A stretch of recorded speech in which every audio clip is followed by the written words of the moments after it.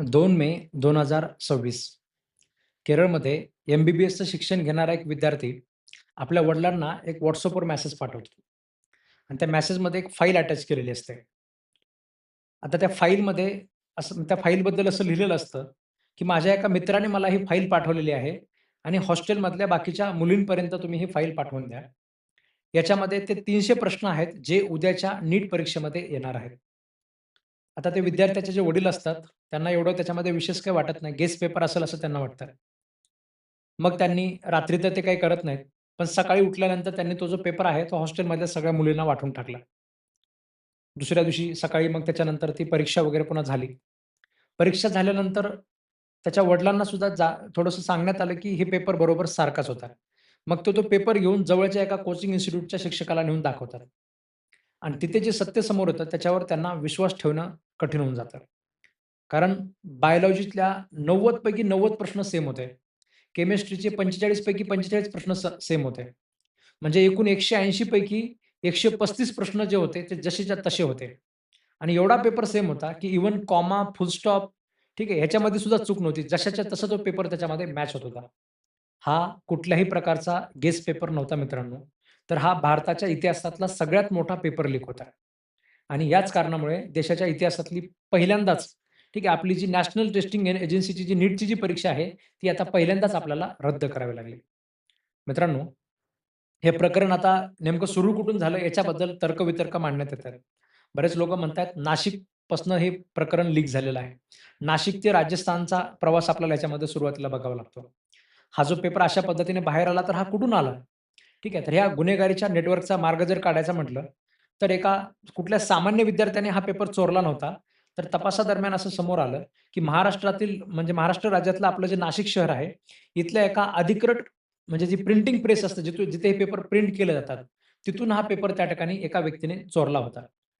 आणि पकडलं जाऊ नये म्हणून म्हणजे हे नेटवर्क एवढं स्ट्राँग होतं, की पकडलं जाऊ नये म्हणून यांनी मोबाईलऐवजी म्हणजे मोबाईलने स्कॅन केला नाही पेपर.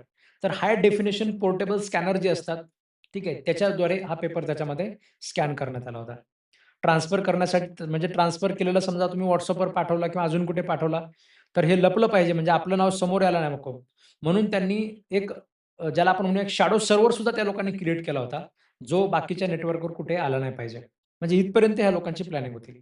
नाशिकमधल्या एका मेडिकल विद्यार्थ्याने हा पेपर ₹15,00,000 गुडगावमधील एका नेटवर्कला विकला.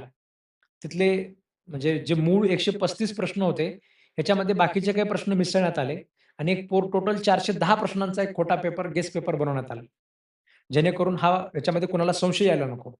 मित्रांनो 26 एप्रिल 2026 रोजी हा पेपर तब्बल ₹30,00,000 राजस्थानमधल्या एका जमुआ रायगड येथील म्हणजे मांगीलाल आणि दिनेश बेवाल अशा प्रकारचे जे 2 भाव आहेत, ठीक आहे, ह्यांना त्याच्यामध्ये विकण्यात आला.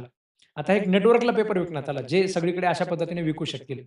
तिथून सीकरच्या एका एजंटमार्फत हा पेपर जवळपास म्हणजे 700 प्लस विद्यार्थ्यांपर्यंत ₹5-5 लाख ला पोहोचवला गेला. म्हणजे हे नेटवर्क किती मोठं आहे बघा. ₹5-5 लाख पोरं त्याच्यामध्ये देत होते हे सगळा पेपर विकत घेण्यासाठी. जेव्हा त्या हॉस्टेलच्या चालवणाऱ्या त्या वडिलांना समजलं, की खरोखरच हा ओरिजिनल पेपर आहे. ठीक आहे. तेव्हा मात्र त्यांचे डोळे उघडले. त्यांना वाईट वाटलं ह्या सगळ्या गोष्टींचं. तेव्हा त्यांनी तक्रार करण्यासाठी सिकर म्हणजे उद्योगनगरमधील पोलिस स्टेशनमध्ये ते गेले आणि पोलिसांनी त्यांना सांगितलं, की माहिती आहे म्हणजे पोलिस त्यांना म्हणाले, की "आम्हाला नका सांगू, म्हणजे अफवा पसरू नका." ठीक आहे. असं करून त्यांनी हाकलवून दिलं. मग त्यांची कुणी दखल घेतली नाही.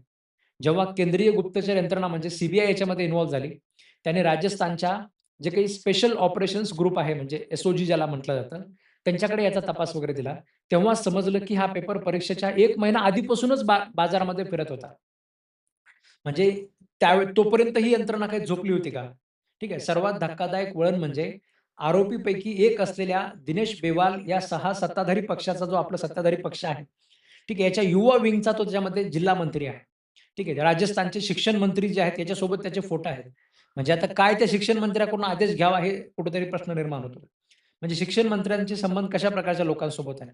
एवढंच नाही तर त्या कुटुंबातल्या 4 मुलांनी मागच्या वर्षी त्याच्यामध्ये नीट परीक्षा क्रॅक केलेली आहे. म्हणजे ते सुद्धा समजतं, की हा पेपर मागच्या वर्षीचे पेपर सुद्धा अशाच पद्धतीने लीक झाले होते. त्याची फक्त चर्चा झाली नव्हती असं कुठेतरी म्हणायला जागा होते. मित्रांनो हे एक रॅकेट जे आहे हे खोलवर रुजलेलं आहे.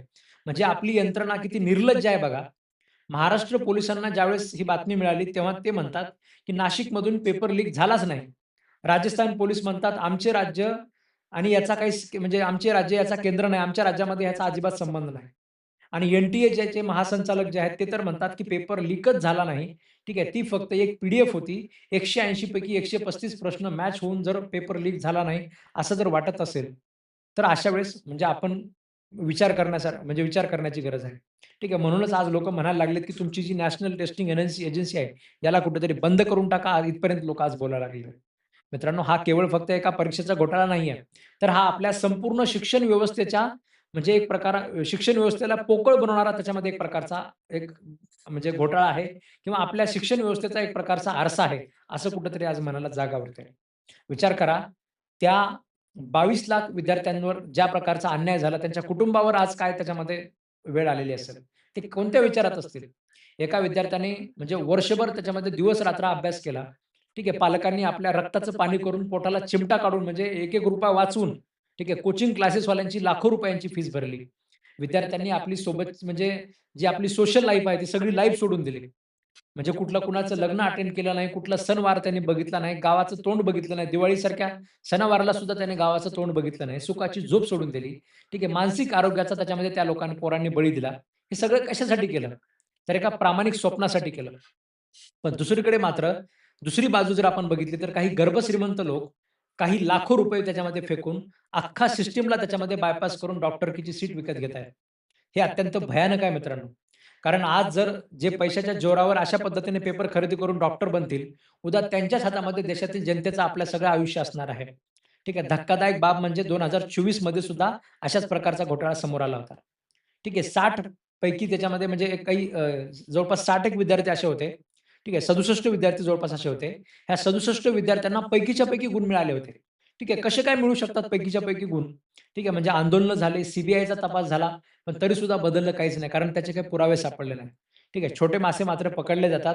पण जे मगरमच्छ आहेत, जे सत्तेच्या संरक्षणामध्ये मोकळे फिरत आहेत. देशाच्या म्हणजे आज आपल्याला विचार करायची गरज आहे, की देशाच्या शिक्षण मंत्र्यांना सुद्धा याच्यावर प्रश्न आपण विचारला पाहिजे, की ते पत्रकारांना न उत्तर देता पळून जात आहेत. ठीक आहे. जोपर्यंत ह्या यंत्रणेमध्ये आमूलाग्र बदल होत नाहीत, ठीक आहे. जोपर्यंत दोषींना फासावर लटकवलं जात नाही, तोपर्यंत दर 2-2 वर्षांनी ह्या अशा प्रकारच्या पॅटर्न रिपीट होत राहील आणि अशा प्रकारे पेपर आपले लीक होत राहतील. ठीक आहे. जर तुम्ही एक विद्यार्थी किंवा पालक असाल, तर आज मला तुम्हाला सांगायचं आहे, की आपल्या आजच्या म्हणजे घडीला असा तुम्ही हताश वाटणं आपलं तुम्ही सगळ्यांनी हताश वाटून घेणं साहजिक आहे. पण एक गोष्ट मात्र कायम लक्षात ठेवा, ठीक आहे, की कोणतीही परीक्षा तुमचं पूर्ण आयुष्य ठरू शकत नाही. ठीक आहे. आपण त्या थ्री इडियट पिक्चरमध्ये वगैरे आपण बघत असतो. म्हणजे कामयाबी के पीछे मत भागो. ठीक आहे. एक्सेलेंस का पीछा करो. तुम्ही तुमच्यामध्ये जर टॅलेंट असेल, तर तुम्ही त्या पद्धतीने आपलं यश त्याच्यामध्ये मिळवू शकता. आज आता सध्याच्याला आपण पाहतो, की एआयमुळे जग बदलत चाललेलं आहे. ठीक आहे. कित्येक डॉक्टर्स, इंजिनिअर ठीक आहे, बनून सुद्धा त्यांना त्याच्यामध्ये यश मिळत नाहीये. ठीक आहे. डॉक्टर, इंजिनिअर बनून सुद्धा आज त्याच्यामध्ये लाखो लोकांच्या नोकऱ्या कशा पद्धतीने जातात एआयमुळे आपण पाहतोय. म्हणजे आजचा जो जमाना आहे तो डेटा सायन्स, ठीक आहे, sustainability, content creation, sport analytics, ठीक आहे, अशा प्रकारच्या बऱ्याच गोष्टी आहेत म्हणजे क्लायमेट रिसर्च याच्यासारखे शेकडो नवे आणि उत्तम करियर ऑप्शन्स त्याच्यामध्ये आज आपल्या सगळ्यांसमोर उपलब्ध आहेत. ठीक आहे. जिथे पैसा आणि आदर दोन्ही सुद्धा तुम्हाला मिळतात. जर मग अशा प्रकारच्या नवीन-नवीन करियरकडे सुद्धा आपण लक्ष द्यायला पाहिजे. यंत्रणा म्हणजे सध्याच्याला आपण पाहतोय सडलेली आहे. ठीक आहे. म्हणूनच आपण आज आपले प्रयत्न त्याच्यामध्ये सोडायचे नाहीयेत. ठीक आहे. स्वतःला तुम्ही त्याच्यामध्ये सक्षम बनवा. एका परीक्षेवर त्याच्यामध्ये आपलं सर्वस्व पणाला लावू नका. पालकांनी सुद्धा अशा प्रकारचं विद्यार्थ्यांच्या पाठीमागे लागून ठीक आहे, त्यांना म्हणजे जीव घेतील ते स्वतःचा, इथपर्यंत त्यांना पळवू नका. आणि नेहमी आपल्यासोबत एक प्लॅन बी तुम्ही त्याच्यामध्ये तयार ठेवा. आणि मित्रांनो, हा व्हिडिओ जर तुम्हाला आवडलेला असेल, तर जास्तीत जास्त विद्यार्थ्यांपर्यंत तुम्ही हा व्हिडिओ पोहोचवा. ठीक आहे. शेअर करा जेणेकरून आपल्या ह्या सगळ्या घोटाळ्याचं जे सत्य आहे, ते सगळ्यांच्या समोर येईल आणि भविष्यात अशा प्रकारचे घोटाळे होणार नाहीत यासाठी आपल्याकडनं सुद्धा जो प्रयत्न करता येईल, तो आपल्याला या ठिकाणी करता येईल. ठीक आहे. चॅनलवर नवीन असाल तर सबस्क्राईब करा आणि जास्तीत जास्त लोकांपर्यंत शेअर करायला विसरू नका. धन्यवाद मित्रांनो.